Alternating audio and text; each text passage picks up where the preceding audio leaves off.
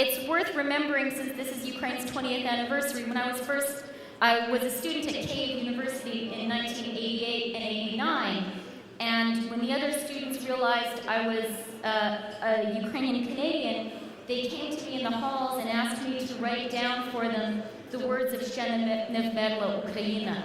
It was illegal then. So consider how far Ukraine has come. There is a Ukrainian expression which is General v spidnicях, the general in the skirt. And this refers to the Ukrainian tradition of very powerful, really amazingly dynamic Ukrainian women. My husband, who isn't Ukrainian, as he met some Ukrainian women, said to me, "Oh my God, you have such women. I don't know how Ukrainians haven't taken over the whole world." One of the most impressive such women I know is Nadia McConnell, really the driving force behind this evening, and the president of the U.S. Ukraine Foundation. Really an amazing woman, an incredible Ukrainian patriot, and it's my pleasure to introduce her. Please, Nadia.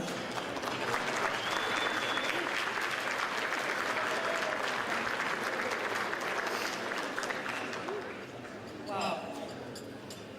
With the greatest deep gratitude, I acknowledge our sponsors, especially TNKEP, key sponsors of Business Roundtable and CSR Awards Luncheon, and Winter, who is the sponsor of this evening's incredible entertainment. This day would not be possible without your support. 20 years of the Foundation's work, how do you begin to thank everybody? However, throughout the evening, we will try to meet this challenge. But so for now, please allow me to thank some very special men in my life. My best friend and husband for over 40 years, Robert McConnell.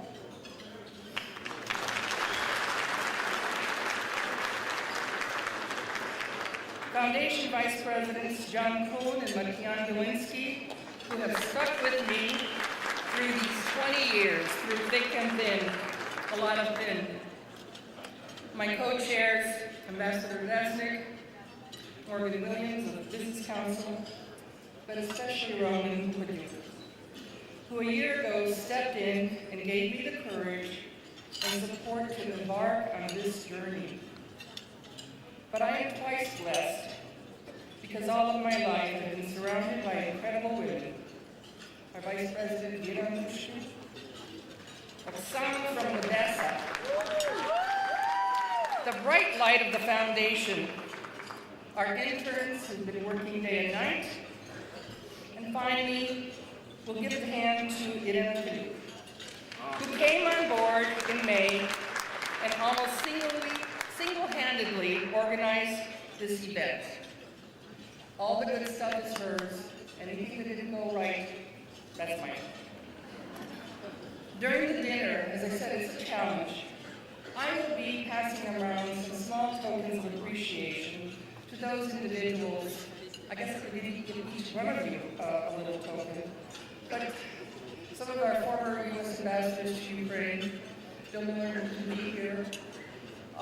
Chuck Dougherty, I don't know if he's here, former congressman, who started the Baltic States and the Ukraine Ad Hoc Committee in Congress so many years ago.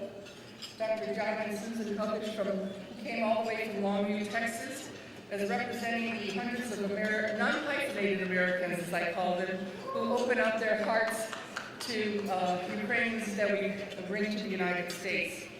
I'm going to miss a lot of people, but excuse me. In the Bible, in Ecclesiastes, it says, there is a time to weep, a time to laugh, and a time to mourn, and a time to dance. 2011 is a year of many anniversaries relating to Ukraine, most of them occasions to mourn.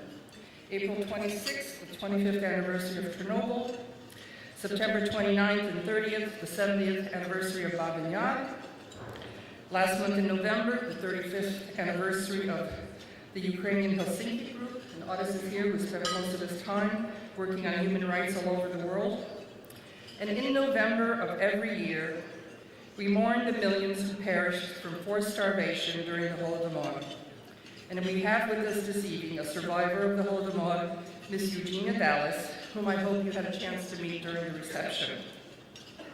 But today, on December 1, is the time to dance and to celebrate that the people of Ukraine 20 years ago established their sovereign, independent, and democratic Ukraine without any blood being shed.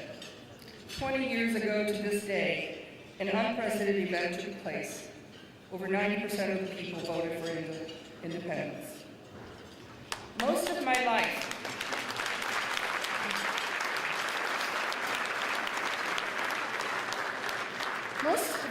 when I was asked a very simple question, where are you from?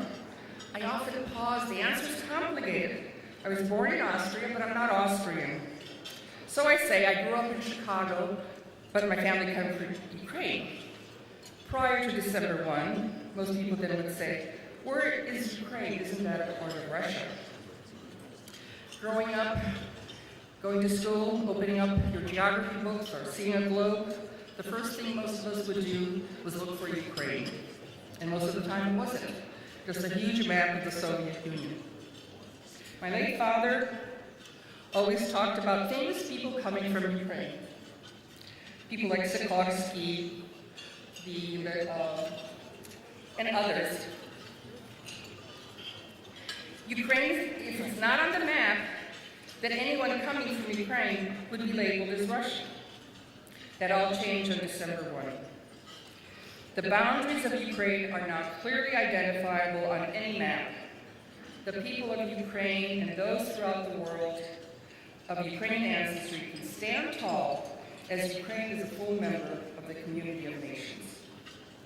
Today, children in Ukraine, and children like ours, Nadia and Gala, can always find Ukraine on a map, and can excitedly come home and tell me about some celebrity or other person that they have just read about being from Ukraine.